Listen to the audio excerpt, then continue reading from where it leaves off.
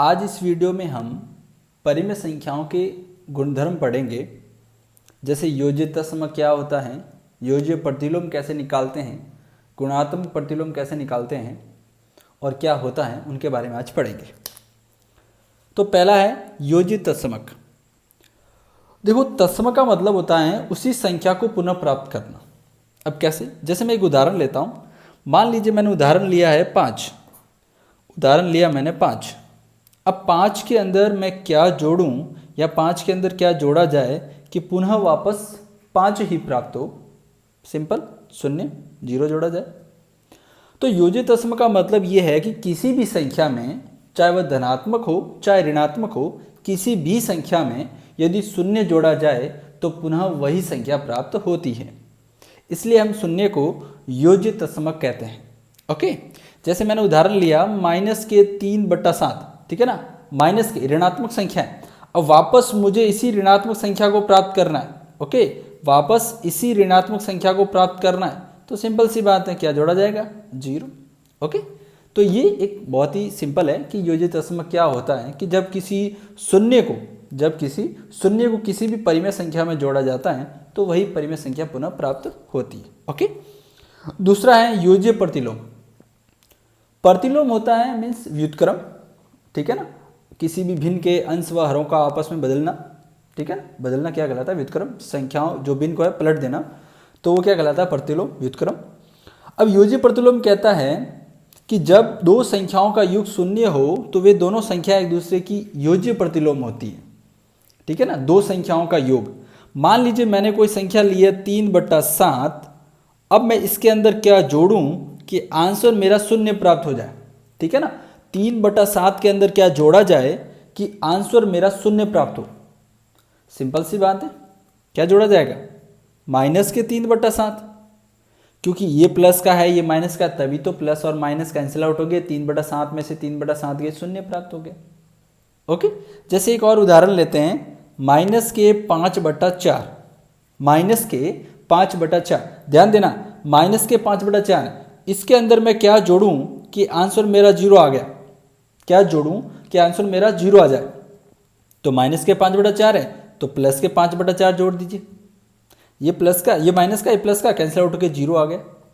इसका मतलब सिंपल सा है कि जब कोई संख्या धनात्मक दे रखी है तो ऋणात्मक उसका योज्य प्रतिलोम होगा। कोई संख्या धनात्मक है तो ऋणात्मक उसका योज्य प्रतिलोम होगा, और यदि कोई संख्या ऋणात्मक दे रखी है तो उसका धनात्मक क्या होगा? योज्य प्रतिलोम होगा। बड़ा सा सिंपल है, ठीक है ना।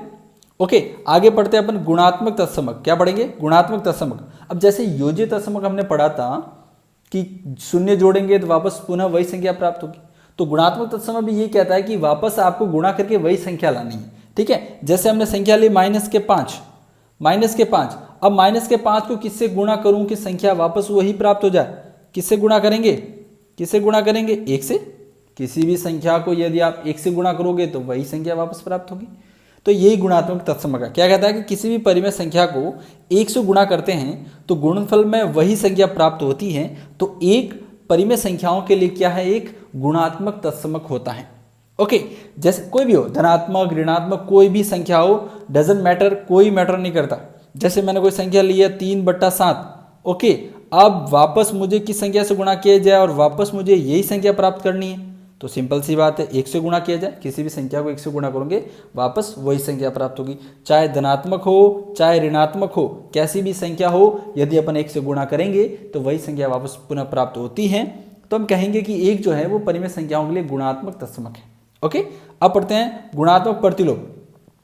गुणात्मक प्रतिलोम क्या कहता है? जैसे अपने योज्य प्रतिलोम के यदि दो संख्याओं को जोड़ें और दोनों के चिन्ह अलग अलग हो तो 0 प्राप्त होता है। तो गुणात्मक प्रतिलोम भी यही कहता है कि आपको एक ऐसी संख्या ढूंढनी है जो दूसरी संख्या से गुणा करे और आंसर 1 आए।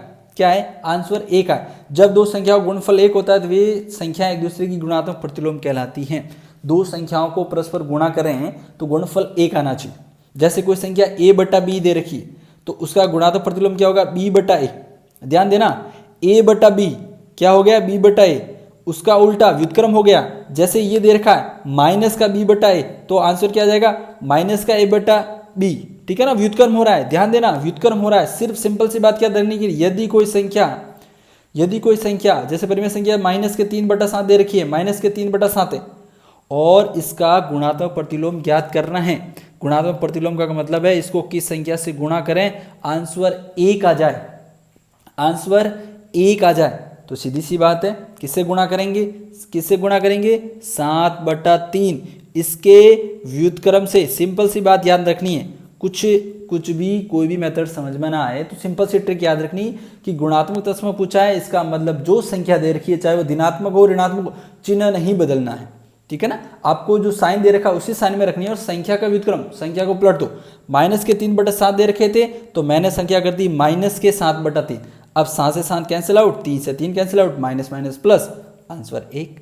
ओके, जैसे मैंने ऋणात्मक लिया तो धनात्मक भी ले सकता हूं। जैसे मैंने संख्या ले ली आपकी 5/4 और पूछ लिया कि इसका गुणात्मक प्रतिलोम क्या होगा, तो सिंपल सी बात है, गुणात्मक प्रतिलोम का मतलब है कि जिस संख्या से गुणा करूंगा उत्तर 1 आएगा।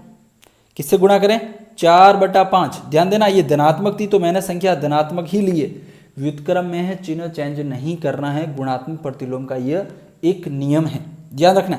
जैसे 4 से 4 कैंसिल आउट, 5 से 5 कैंसिल आउट, आंसर 1 आ गया।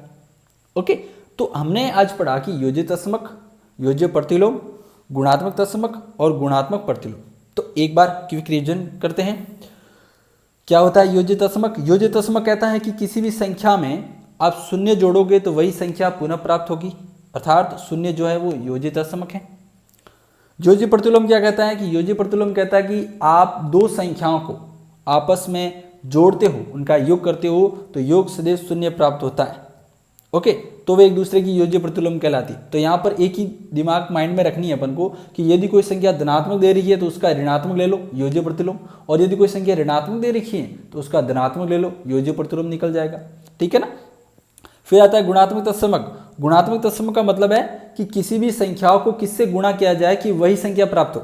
जैसे योज्य तत्समक में होता है कि 0 जोड़ते हैं वही संख्या आती है, तो गुणात्मक कहता है कि किस संख्या से गुणा किया वही प्राप्त हो जाए, तो 1 से गुणा कीजिए वही संख्या पुनः प्राप्त हो जाएगी। तो 1 क्या हो गया आपका गुणात्मक तत्समक, बड़ा सिंपल है। फिर आता है गुणात्मक प्रतिलोम।